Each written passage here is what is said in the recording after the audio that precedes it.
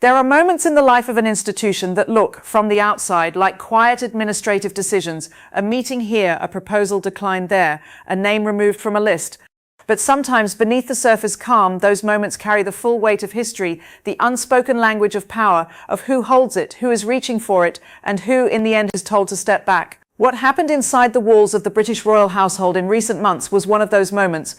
When you understand what was really at stake, it changes how you see the monarchy entirely. This is not a story that begins with a name you might expect. It does not begin with a king or a queen or a palace declaration. It begins, as the most consequential things often do, with a problem. A quiet, gathering, deeply uncomfortable problem that had been building for years and could no longer be managed by the usual means. The problem was simple to describe and extraordinarily difficult to solve. The British monarchy was running out of working members, the people available to carry out the daily, weekly, monthly grind of royal duties, the charity patronages, the state engagements, the diplomatic appearances, the institutional partnerships, had dwindled to a number so small it was beginning to strain the entire apparatus of the crown. Think about what that roster actually looks like right now. King Charles III, the sovereign himself, is 76 years old and has been publicly battling cancer, a diagnosis that has necessarily curtailed his schedule and placed his medical team in a complicated negotiation with his sense of duty. Prince William, the Prince of Wales and heir to the throne, is carrying an increasing share of the institutional load, not just his own engagements, but those that would, in a previous era, have been distributed across a larger cast. Princess Anne, now in her 70s, remains arguably the most relentless worker in the family, a figure of almost superhuman dedication, whose commitment to royal service is matched by virtually no one alive. Princess Catherine, the Princess of Wales, has been engaged in her own careful return to public life following a serious illness, balancing recovery with duty in a way that requires careful management of her time and energy.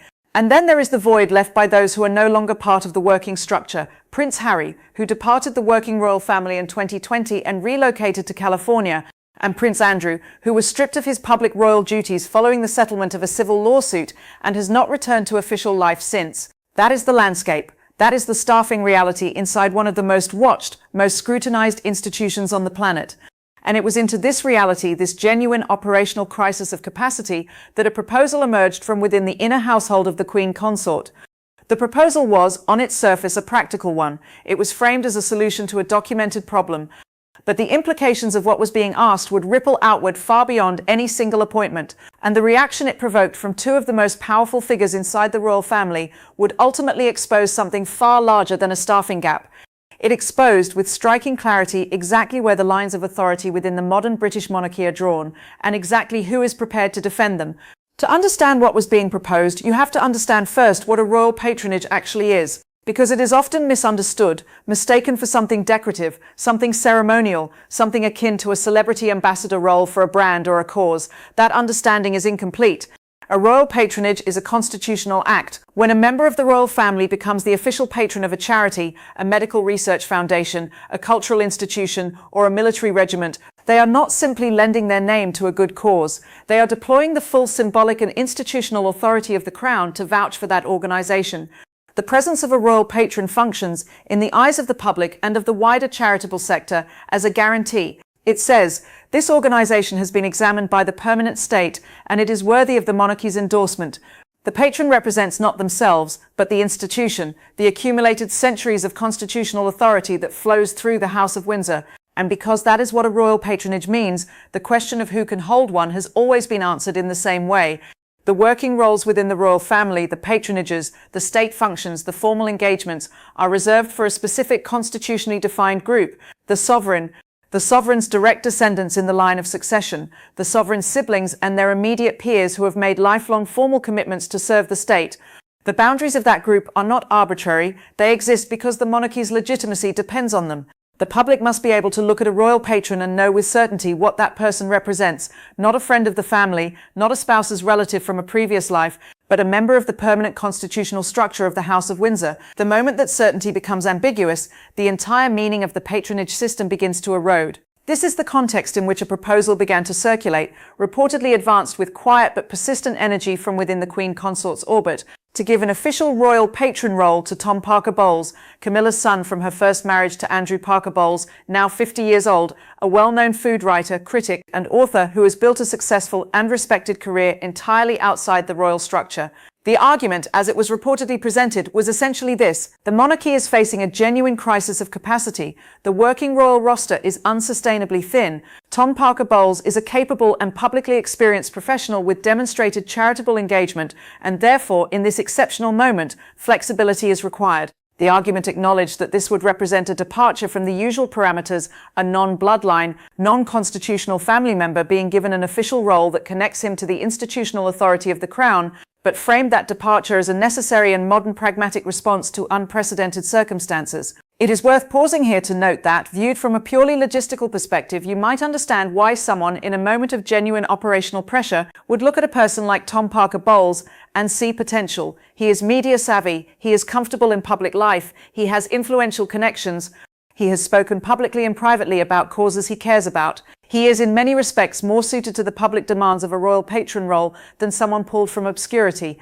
But the proposal was not evaluated on those grounds alone, it was evaluated on constitutional grounds. And on those grounds, the answer from the two senior working royals who were most directly positioned to respond to it was unambiguous, united, and by all accounts, immovable. Prince William and Princess Anne did not simply decline the proposal. That would have been too gentle a word for what reportedly occurred. They dismantled it.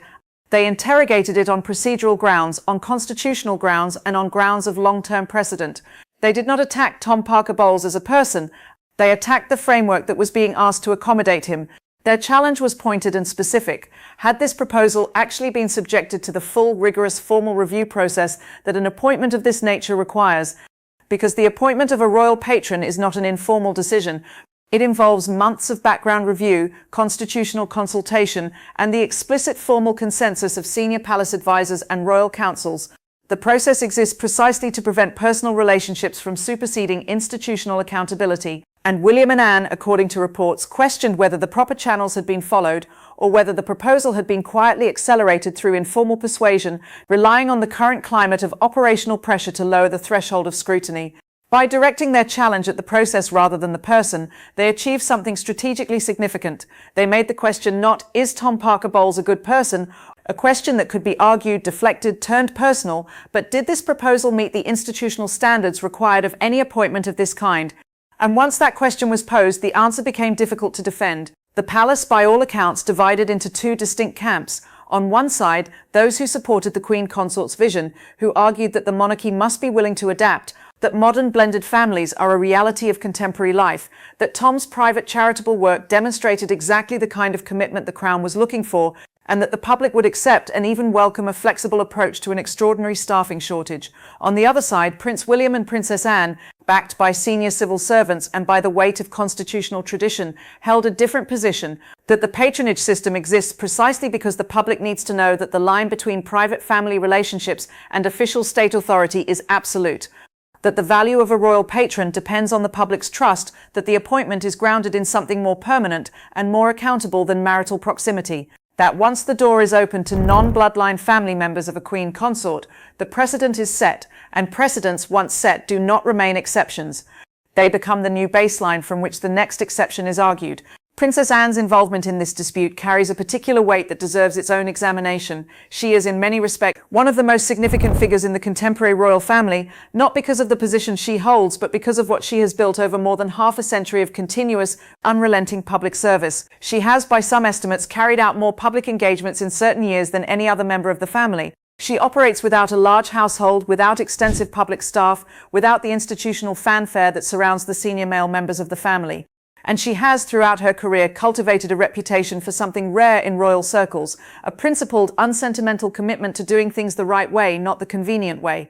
When Princess Anne weighs in on a constitutional question, it is not quickly dismissed. Her institutional authority on questions of protocol and procedure is, within the family, essentially without parallel among the living members. Her alignment with William on this question transformed what might otherwise have been described as a preference or a concern into something closer to a definitive institutional verdict. And now, if you have been watching this situation unfold and waiting for the moment when the narrative pivots, this is that moment. Because what happened next was not just a refusal. A refusal would have left the staffing problem unresolved, would have left the argument about capacity on the table, would have allowed Camilla's camp to maintain the position that there simply was no other option. What happened next was something more decisive. It was a counterproposal. And if you are interested in who truly understands the machinery of the monarchy, the counterproposal tells you everything. William did not just say no, he answered the problem. And the answer he offered was, in retrospect, almost elegant in its simplicity. If the challenge is a shortage of working capacity, then the solution lies within the bloodline, not outside it.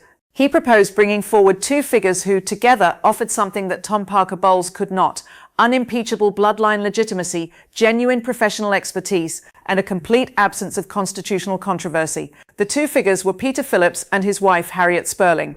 And before we introduce them by name, it is worth sitting with the logic of what William had just done, because the strategic precision of it is worth appreciating. He had, in a single move, neutralized the central argument of the opposing camp. The argument had been, there is no one else. The working royals cannot keep up. Tom Parker Bowles is the only available solution. William's counterproposal was, in effect, here are two people from within the permanent family structure who are ready, willing, qualified, and constitutionally unambiguous. The claim that there was no alternative had just been disproved. If you are new to this channel and you have followed this story this far, consider hitting subscribe. We go deep on exactly these kinds of institutional power dynamics, and this particular story is one that will continue to evolve. We want you to be here when it does. Peter Phillips is, for those less familiar with him, the eldest grandchild of Queen Elizabeth II and the son of Princess Anne. He is 47 years old, and his life has been shaped by a decision made early in his family's history. He was not given a royal title. This was a deliberate choice by his mother, who believed her children would be better served by standing on their own capabilities rather than on inherited status. The result is a figure who occupies a genuinely unusual position, carrying the bloodline of the House of Windsor, present at the senior royal family's inner circle his entire life, yet having built an entirely independent professional career in the civilian world.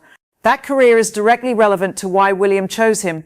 Peter Phillips has accumulated over 2 decades of experience in elite corporate environments, worked with Jaguar, with the Williams Formula One team, and as managing director of SEL UK, a sports entertainment and events company. What this represents is not simply a list of impressive employers. It is a man who understands how large institutions operate, how commercial partnerships are managed, how public trust is built in competitive environments. These are exactly the skills that modern charities increasingly need from royal patrons, not just a famous name above the letterhead, but someone who can engage meaningfully with strategic and operational realities. He is also, by all accounts, one of Prince William's closest personal friends, a relationship built on genuine shared history and mutual trust that predates any institutional arrangement. And then there is Harriet Sperling. Peter Phillips married Harriet in a private ceremony in 2024, and while the public profile of their relationship has been managed with considerable discretion, what is known about Harriet carries a particular resonance given what is happening with the royal family right now. Harriet is a pediatric nurse, a trained, practicing medical professional who has spent her career working directly with children in clinical settings. That background places her at the intersection of two things that the monarchy is simultaneously dealing with: the ongoing expansion of the Royal Foundation's work in early childhood development and pediatric mental health, and the careful ongoing management of Princess Catherine's return to public duties. Catherine, the Princess of Wales, has made the Royal Foundation's Centre for Early Childhood and the broader cause of early childhood development as a public health priority, the defining focus of her public royal work. It is not a peripheral interest, it is the cornerstone of her institutional legacy and progress, a serious, research-backed, long-term commitment to shifting public and government understanding of how the first 5 years of a child's life shape everything that follows. With Catherine managing her own recovery and return to full duties with appropriate care, there was a genuine need for someone who could step into the space around that work, not to replace her, not to replicate her, but to sustain momentum, to carry the expertise, to ensure that the cause she has championed does not lose traction while she prioritizes her health.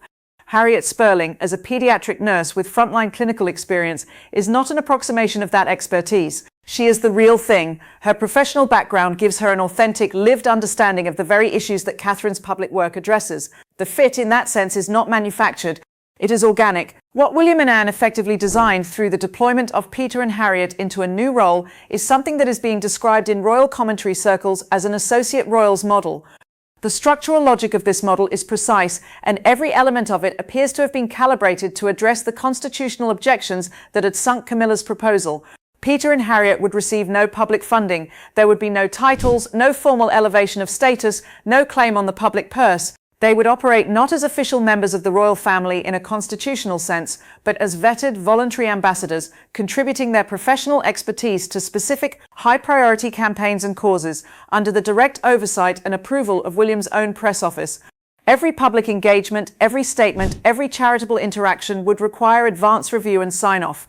The separation between their voluntary royal adjacent functions and their private professional lives would be clearly defined and strictly maintained. When Peter operates in his corporate capacity, he operates entirely as a private citizen, with no invocation of royal association. When he and Harriet perform charitable duties, they do so in the explicit capacity of family members volunteering their time and expertise, with a controlled and deliberately managed frequency of public appearance designed to preserve the distinctiveness and value of the royal connection.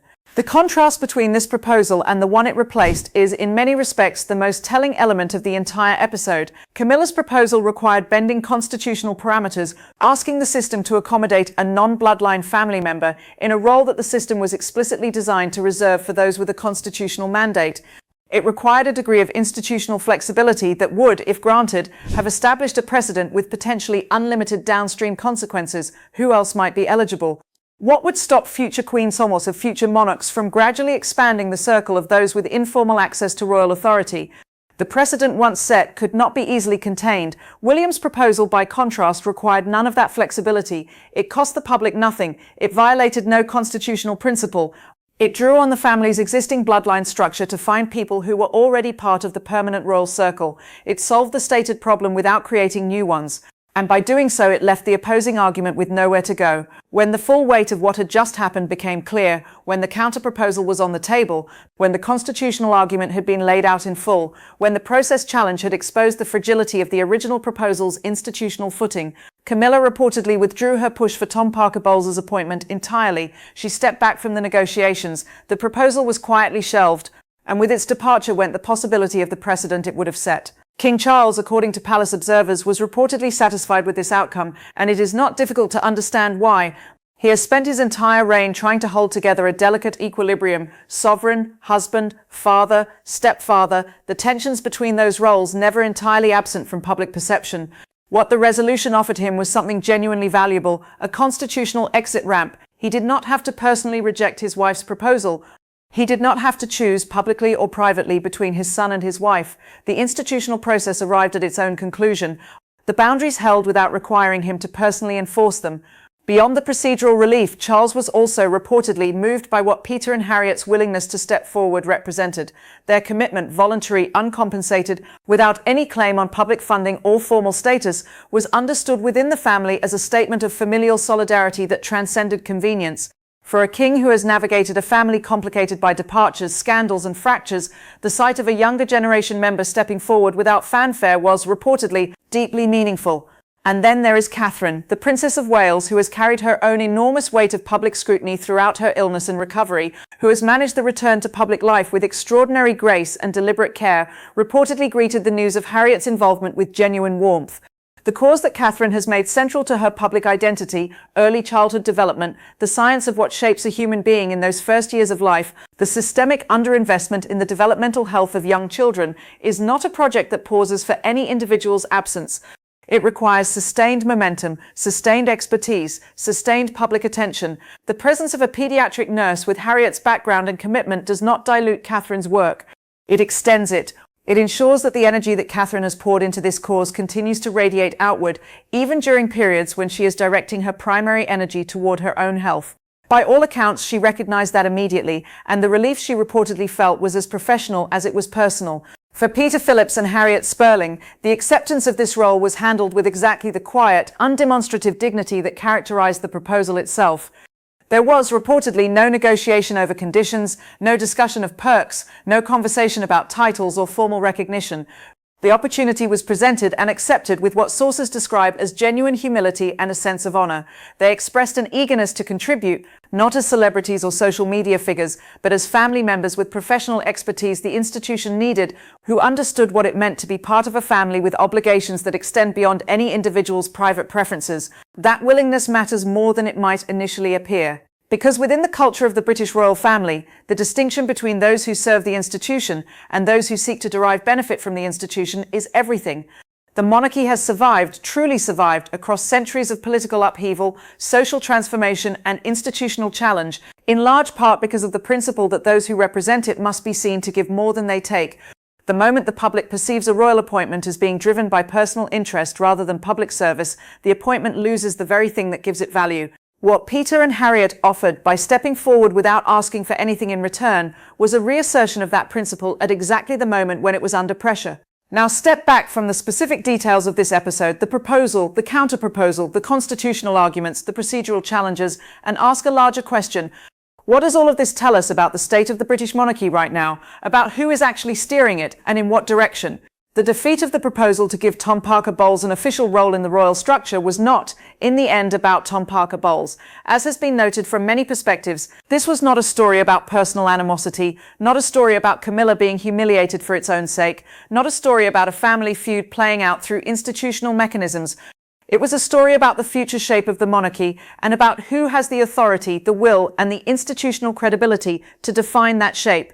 And what it revealed with unusual clarity is that the answer to that question is Prince William and Princess Anne. William has been for years consistent on one particular point. The line between the official royal family and the extended social circle of those who have married into it must be maintained with precision. This is not a personal preference. It is, in his view, a constitutional necessity. He has watched with careful attention as the social world around the Queen Consort has gradually expanded its presence in and around royal spaces.